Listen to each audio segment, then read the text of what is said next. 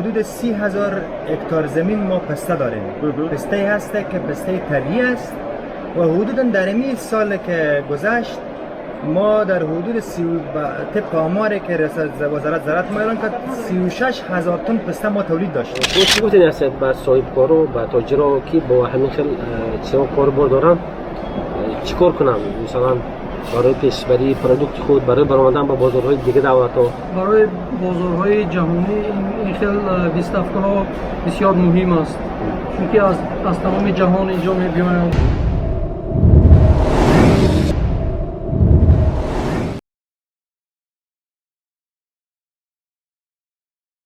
دوستان عزیز در اینجا از همه چیز مهمترین وقتی که میگن که افغانستان عقب مانده افغانستان یعنی دولتی قشاق است اینجا میبینید استند خاص برای افغانستان اینجا بسیار اینجا پروداکت های تمام افغانستان پروداکت های پیشوای پروداکت های افغانستان اشتراک دارن و بیاد میبینیم با بعضی اونها صحبت میکنیم که در اینجا چی آوردن و استند های چی نمودی دارن. یکی از آنها آقا سلام خوب هستی؟ سلام علیکم سرتان خوب است خیرتیز این فابریکا جوسی در کندهار است فابریکای صنعتی در روز 100 متریک تن جور میکنه به امریکا کانادا دبی جرمنی انگلستان به نسل 11 کشور اکسپورت میکنه. تولیدات بسیار کوالیتیش خوب است اسپتیک فیلینگ است بوتل است بگ باکس است پاوچ است بسیار کشورها میره کیفیتش بسیار اعلی است و بسیار خوش هستیم که هر سال اینجا اشتراک میکنیم بسیار زیاد قراردادها میگیریم. آقای محمود شما فابریک دارید در افغانستان؟ بله این فابریکای در انار جوس در کندهار است.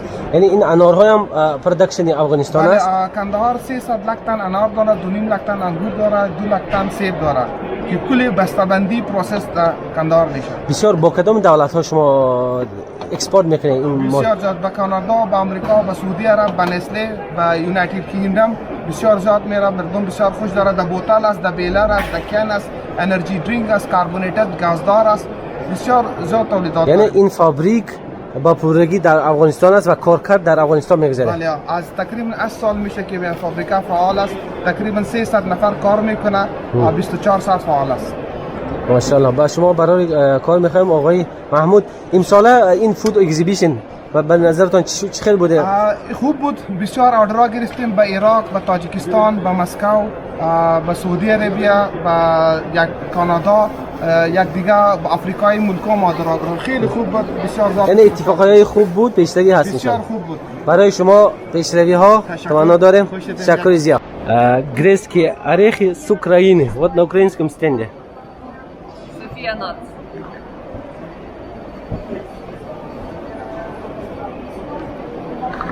Здравствуйте. Здравствуйте. С нами кто? Меня зовут Инесса Богуш, я экспорт-селс-менеджер компании «Три медведя». Это украинские производители мороженого и замороженных полуфабрикатов. Входящие в топ лидеров Украины в своей категории, которые развивают экспорт на данный момент, и мы экспортируем в разные страны, и Ближний Восток является одним из фокусных приоритетных маркетов на данный момент. Ваш продукт производится и уже готовый продукт экспортируется с Украины, да? Все? Абсолютно верно. Позиция нашей компании в том, что мы, как производители, продаем украинский продукт, который произвели в Украине за счет украинских продуктов питания. В данном случае я говорю, что молоко, которое использовалось для мороженого, масло, сахар, это и есть украинские ингредиенты. И наша основная цель – это экспортировать украинские продукты питания. Вы впервые здесь экзибишн Дубая? Golf Exhibition? Это 4-й по счету. 4-й раз? Да, да. И как получается, то есть вы уже в прошлых годах уже нашли какие-то клиенты там на Европу, куда-то сюда же в Галф? Уже... Ну, скажу вам честно, когда люди посещают Галфуд, они преследуют цель как бы экспортировать на Ближний Восток, как бы в этом есть смысл. Когда люди хотят экспортировать в Европу, они ездят на Ану, это логично. Да, конечно, каждая выставка, это в первую очередь это огромное количество знакомств, но мороженое это такая категория, где сразу ты не можешь принять решение, что ты хочешь работать или нет. Здесь нужно энное время для планирования своего бюджета, там, изменения складских своих помещений. Поэтому, в принципе, один-два контракта после каждой выставки. В этом году, как смотрите, были какие-то удачные там договора или хотя бы намек на это, что новые клиенты появились? Но с моей точки зрения, что в этом году конечно же, количество людей уменьшилось в разы, это правда, это чувствуется, но при этом приехали те, которые реально искали то, что им нужно. То есть это не приехать сюда в поисках идей, потому что все ищут какое-то вдохновение, какую-то альтернативу, чтобы просто изменить какой-то свой профит в бизнесе. Люди приехали те, которым что-то надо было, и в принципе со своей стороны, да, вот для вот категории мороженого, что очень много сильных игроков, которые заинтересованы в расширении. Это главное. Последний вопрос. Вот, потому что у меня, я хочу, чтобы у меня мои видео были мотивационными. Вот вы говорите, 4-й год вы участвуете. Да. Почему? Вот, то есть зачем каждый год участвовать здесь? Какой цель? То есть вы уже когда приезжали, у вас уже были клиенты с Гольфа, со стран этого Арабского залива. Вот цель каждый год приезжать. Первое. В первую очередь это обучающее, потому что мороженое это такой продукт, который имеет свой вкус. Мы не продаем масло или не продаем курицу. Есть тренд на рынке и есть люди, которые потребляют мороженое. Когда мы говорим про выставку и говорим про наш ассортимент, в первую очередь, когда мы даем на пробу продукцию, мы видим реакцию. И здесь достаточно большое количество разных национальностей, которые дают сразу обратную связь. Понравилось, не понравилось, какой вкус, там надо добавить больше или уменьшить. Это раз. Второй момент. У нас нет полного покрытия по Ближнему Востоку. Поэтому в связи с этим мы участвуем, мы показываем продукт, мы ищем новые потенциальные возможности, потому что очень много африканских представителей здесь бывает. И, конечно, очень важно посещать такие мероприятия. То есть клиенты с Африки даже появляются? Конечно, конечно. Они появляются с Америки, с Канады, здесь есть представители, с Австралии. То есть, к сожалению, не всегда оно выстреливает. Иногда нужно давать время для того, чтобы продумать свой план работы на 1-2 год. Надо дать время на размышления, поэтому... Если не секрет, вот такой стенд участвовать в экзибишене, примерно каждый год, наверное, отличается. Вот примерно сколько выходит? Я не буду отвечать на такие провокационные вопросы, Хорошо. потому что вы узнаете отличия стендов у каждой ТПП в разных странах. Нельзя так это делать. Спасибо Но вам. это возможно. Оплатить это возможно. Желаю вам удачи на будущее. Благодарю вас. Взаимно. Давайте. Взаимно. Хорошо. Welcome to Ukraine.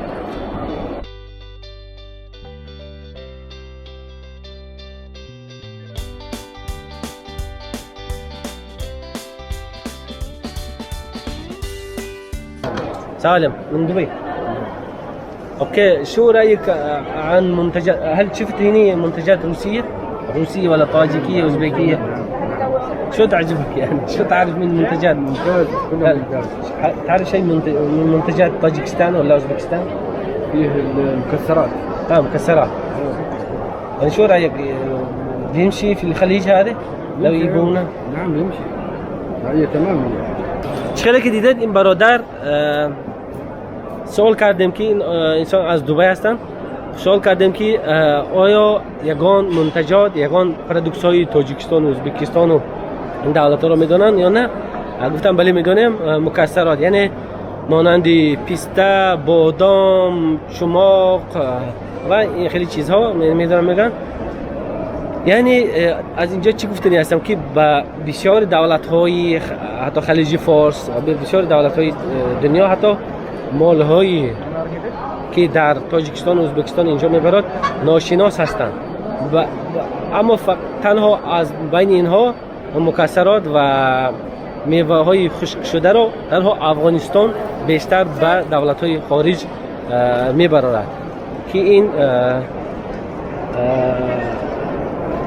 جای فکر است و جای ایده سازی است و جای تفکر که چطور باید مالهای تاجیکستان و مالهای دولت‌ها را به بیرون دور نه تنها با روسیه بلکه با دولت‌های دورتر مثل اروپا و کانادا و آمریکا لاتینی و اون دولت‌های دور و دولت‌های خلیج فارس چطور با چه راه‌ها بیشتر برآورده شود.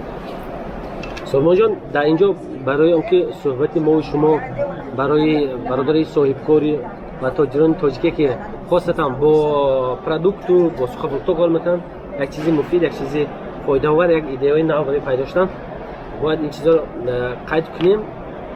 برای یعنی افسوس که در اینجا چخیلی که من دیدم استندی کلون افغانستان یک چند استند ها در اینجا اشتراک میکنن. من میدونم که هر سال اونها اشتراک میکنن و گرچه که در تاجیکستان بسیار پروداکت و بسیار سخنورت و چیزا صادر برآورده می شود پروداکت ها، اونها افسوس که پیشبری در این خیلی دولت ها در بسیار دولت پیشبری کرده نمی شود. شما چی گفتین هستید با صاحب کارو با تاجرها که با همین خیلی چیزا کار بار دارن چیکار کنم؟ مثلا برای پیشبری پروداکت خود، برای برآمدن با بازارهای دیگه دولت ها؟ برای بازارهای جهانی این خیلی ویستافکا ها بسیار مهم است، چون از تمام جهان اینجا می‌بینند برای یافتن پریزدیتیل‌های اون چیزی که در کار می‌شوند برای فکر می‌کنم بسیار مهم است و بسیار پیش یاردم می‌کرده.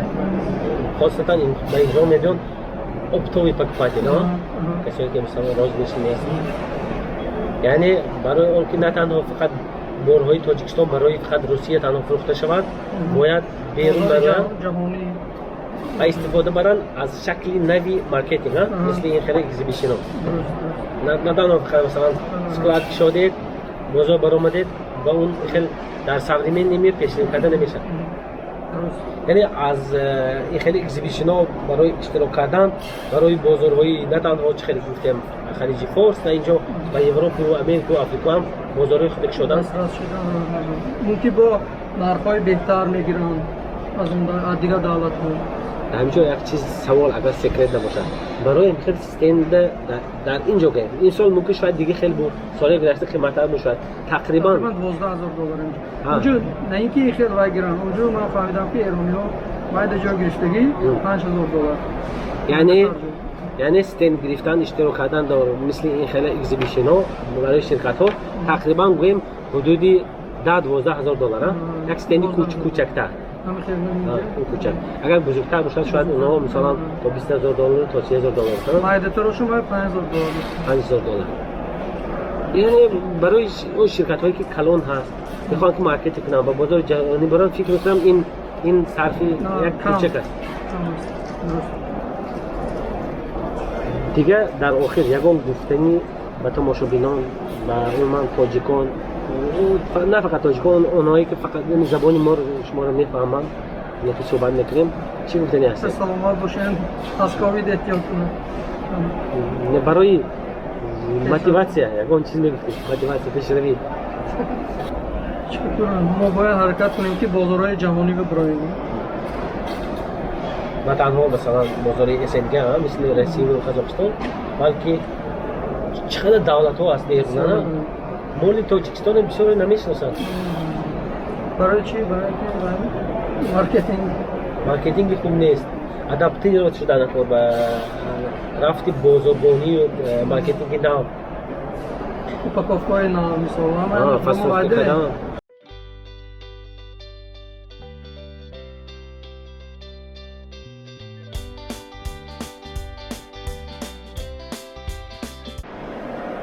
دوستان با ما هستن آقای محمد اکبر از تک از افغانستان. اینجا چیکار میکنه اینجا؟ خب بسم الله الرحمن الرحیم، تشکر از شما که مرا به خاطر مصاحبه فراخوندید. ما اینجا آمدیم از افغانستان به خاطر نمایشگاه آمدیم گلفود، چون طوری که شما در جریان هستین نمایشگاه گلفود یک نمایشگاه بین‌المللی است که از سراسر دنیا هر مملکت تجار از او متشبثین از اونا تولیدات خود میارن به نمایش میگذارن و در مجموع بر علاوه تجار بعضی ویزیتورها هم هستن، کسایی که بازدید میکنن اونا هم به خاطر میان که ایدیای جدید، ایدیای نو از تولیدات همدیگر بگیرن. من نماینده شرکت عدنان تسنیم هستم. همچون خریدار اومده که اینجا مالای نو دریافت کنید. خودم اصلا آمدم به خاطر از اینکه ما در ولایتمون بادغیس هسته، در اونجا پسته در حدود 30,000 هکتار زمین ما پسته داریم. پسته هسته که پسته طبیعی است و حدودا در این سال که گذشت ما در حدود طبق آماری که وزارت زراعت ما اعلام کرد 36,000 تن پسته ما تولید داشتیم و این پسته ما هم به گونه‌ای که لازم است تا حال او شکل برای از بازاریابی هم نشده، برای از کار هم صورت نگیره. بر علاوه پسته ما زیره داریم و دیگه مسائل هم داریم که هم میگه چیز از ما در مجموع طبیعی است.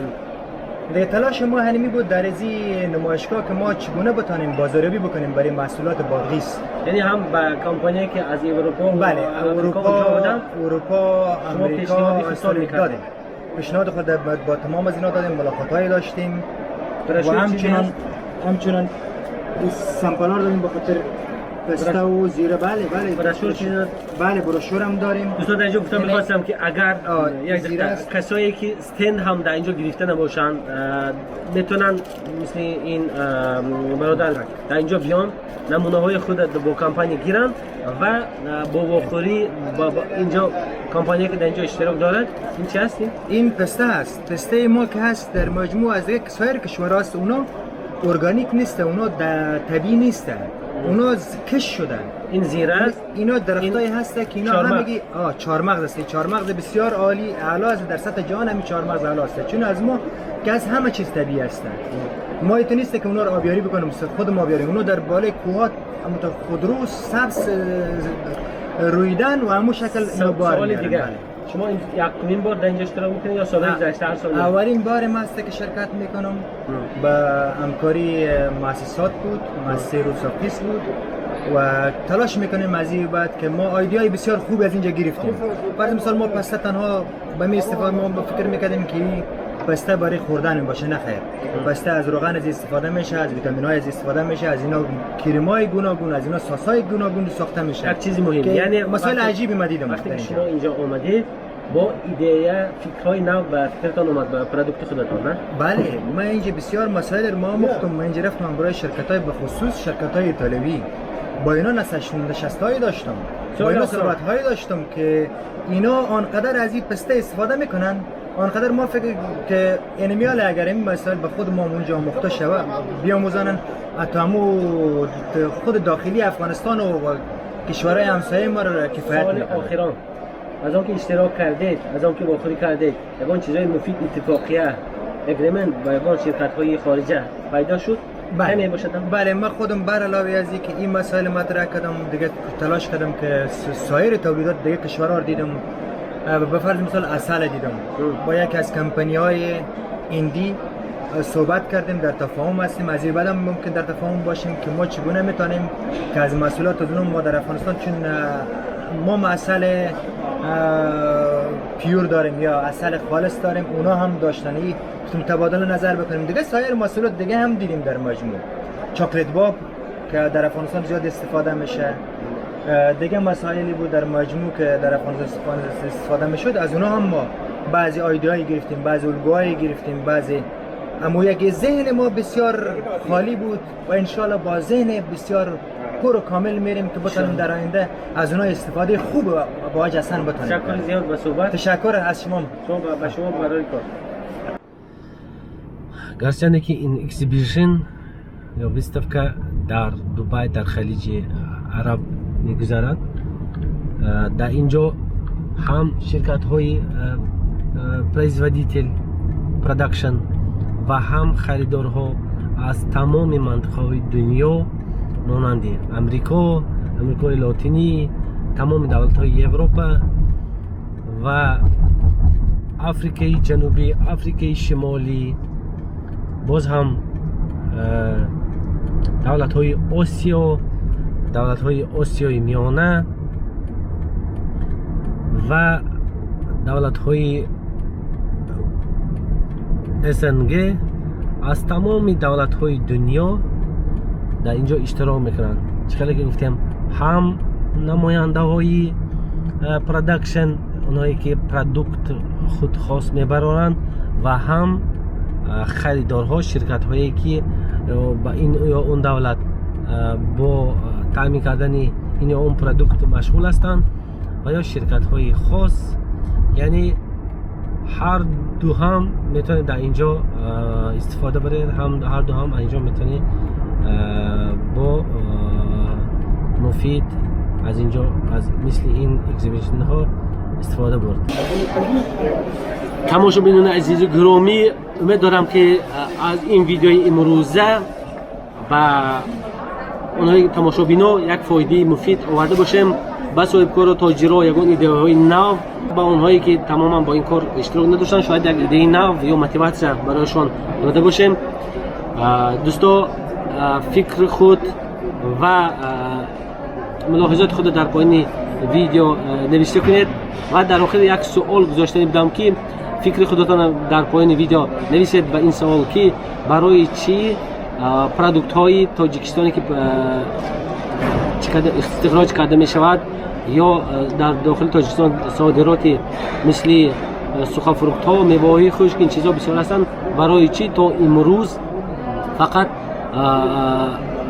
بسیارتر با دولت های سابق شوروی اسنگ مثل روسیه و قزاقستان و اوکراین و اینجا استخراج کرده می شود، اکسپورت کرده می شود و با اکسپورت به دولت های اروپا و امریکا و دولت های دور و هم دولت های عربی تا امروز استخراج خیلی و خیلی کم است. برای چی و چیکار باید کرد که این رو دیگر کنیم و این چیزها رو صاحبکار رو به پیش بران و هم استخراج اکسپورت مال‌های تازه تاجیکستان به دولت‌های دور برآورده شود. فکرهای خود در پایان این ویدیو نویسید. در اینجا با آخر میرسیم.